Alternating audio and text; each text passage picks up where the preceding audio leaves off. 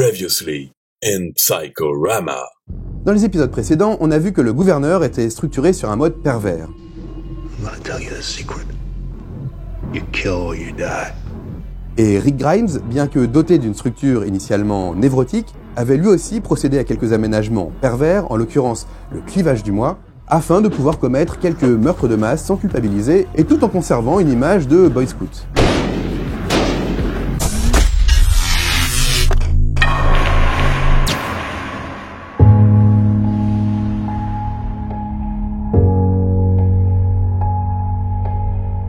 Enfin, il y a une dernière hypothèse pour expliquer le fonctionnement de Rick Grimes, mais aussi celui de nombreux personnages de cette série.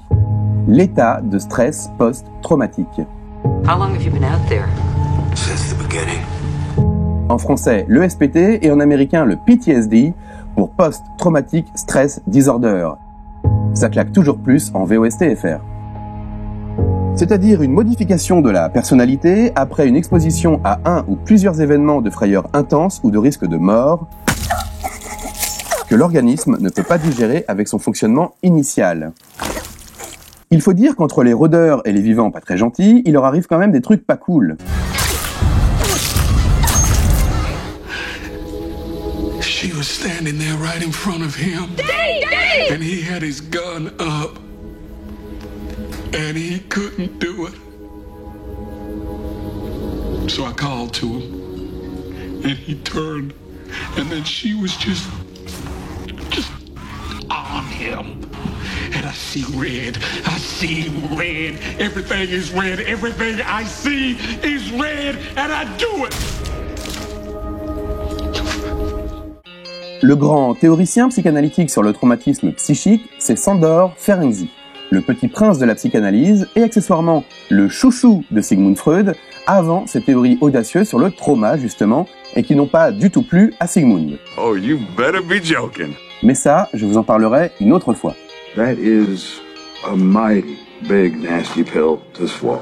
Bref, selon Ferenczi, suite à une exposition traumatique, une partie clivée de la personnalité peut se développer en identification inconsciente à l'agresseur. L'agresseur en question, ce sont les rôdeurs, puisque de nombreux personnages développent des conduites similaires comme le meurtre ou le cannibalisme.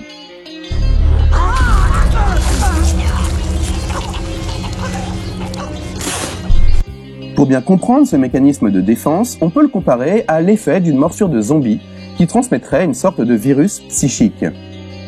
La personne infectée ne développe pas forcément tout de suite de symptômes observables, mais une partie clivée de sa personnalité évolue ensuite à l'insu de son plein gré, comme une maladie.